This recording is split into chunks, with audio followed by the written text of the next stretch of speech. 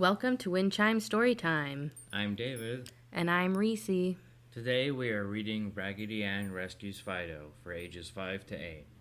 Let's join Raggedy Ann tucked up into bed with a thought that is keeping her up. Raggedy Ann Rescues Fido. It was almost midnight, and the dolls were asleep in their beds, all except Raggedy Ann. Raggedy lay there, her shoe-button eyes staring straight up at the ceiling. Every once in a while, Raggedy Ann ran her rag hand up through her yarn hair. She was thinking. When she had thought for a long, long time, Raggedy Ann raised herself on her wobbly elbows and said, "I've thought it all out."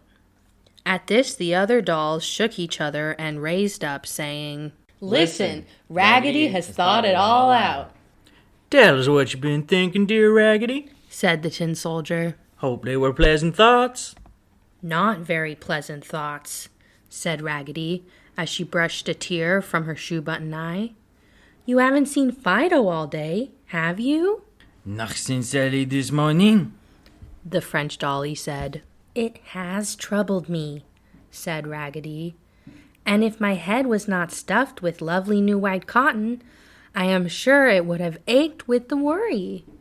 When Mistress took me into the living room this afternoon, she was crying, and I heard her mamma say, 'We will find him. He is sure to come home soon.' And I knew that they were talking of Fido. He must be lost." The tin soldier jumped out of bed and ran over to Fido's basket, his tin feet clicking on the floor as he went. "He is not here," he said. "When I was sitting in the window about noontime," said the Indian doll, "I saw Fido and a yellow scraggly dog playing out on the lawn, and they ran out through a hole in the fence." "That was Priscilla's dog, Peterkins," said the French doll. "I know poor mistress is very sad on account of Fido," said the Dutch doll, "because I was in the dining room at supper time, and I heard her daddy tell her to eat her supper, and he would go out and find Fido, but I'd forgotten all about it until now." "That is the trouble with all of us except Raggedy Ann," cried the little penny doll in a squeaky voice. "She has to think for all of us."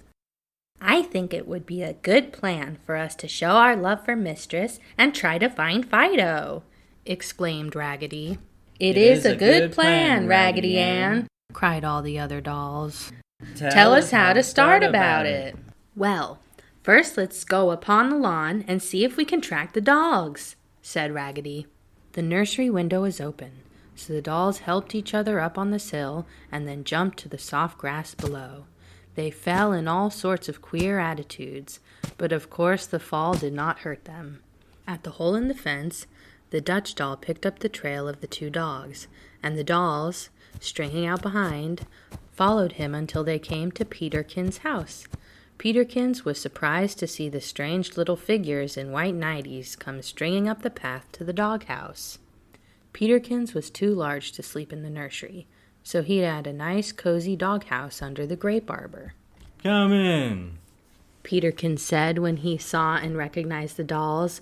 So all the dollies went into Peterkin's house and sat about while Raggedy told him why they had come.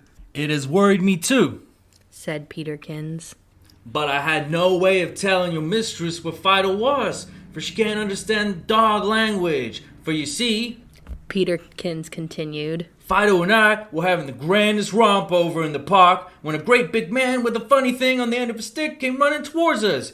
We barked at him, and Fido thought he was trying to play with us, went up too close, and do you know, that wicked man caught Fido in the thing at the end of the stick, carried him into a wagon, and dumped him in with a lot of other dogs."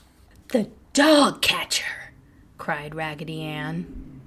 "Yes," said Peterkins, as he wiped his eyes with his paws. "it was the dog catcher, for I followed the wagon at a distance, and I saw him pull all the dogs into a big wire pen, so that none could get out." "Then you know the way there, Peterkins?" asked Raggedy Ann. "Yes, I can find it easily," Peterkins said. "Then show us the way," Raggedy Ann cried, "for we must try to rescue Fido." So Peterkins led the way up alleys and across streets, the dolls all pattering along behind him. It was a strange procession. Once a strange dog ran out at them, but Peterkins told him to mind his own business, and the strange dog returned to his own yard. At last they came to the dog catcher's place. Some of the dogs in the pen were barking at the moon, and others were whining and crying. There was Fido, all covered with mud, and his pretty red ribbon dragging on the ground. My, but he was glad to see the dolls and Peterkins.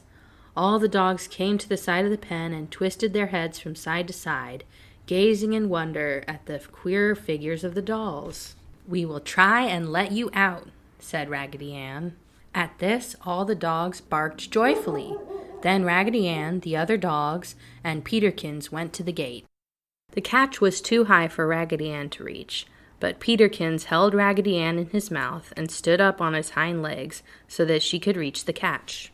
When the catch was raised, the dogs were so anxious to get out, they pushed and jumped against the gate so hard it flew open, knocking Peterkins and Raggedy Ann into the mud. Such a yapping and barking was never heard in the neighborhood as when the dogs swarmed out of the enclosure, jumping over one another and scrambling about in the mad rush out of the gate. Fido picked himself up from where he had been rolled by the large dogs and helped Raggedy Ann to her feet. He, Peterkins, and all the dolls ran after the pack of dogs, turning the corner just as the dog catcher came running out of the house in his nightgown to see what was causing the trouble.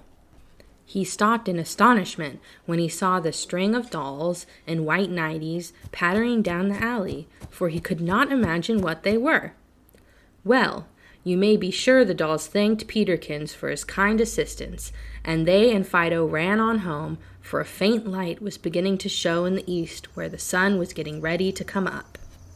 When they got to their own home, they found an old chair out in the yard, and after a great deal of work, they finally dragged it to the window and thus managed to get into the nursery again. Fido was very grateful to Raggedy Ann and the other dolls, and before he went to his basket, he gave them each a lick on the cheek. The dolls lost no time in scrambling into bed and pulling up the covers, for they were very sleepy. But just as they were dozing off, Raggedy Ann raised herself and said, "If my legs and arms were not stuffed with nice clean white cotton, I feel sure they would ache. But being stuffed with nice clean white cotton, they do not ache. And I could not feel happier if my body were stuffed with sunshine, for I know how pleased and happy Mistress will be in the morning when she discovers Fido asleep in his own little basket, safe and sound at home." And as the dollies by this time were all asleep, Raggedy Ann pulled the sheet up to her chin and smiled so hard she ripped 2 stitches out of the back of her rag head. Thanks for listening to Wind Chime Storytime. Have a nice day. And the next adventure is on the way. Bye. Bye.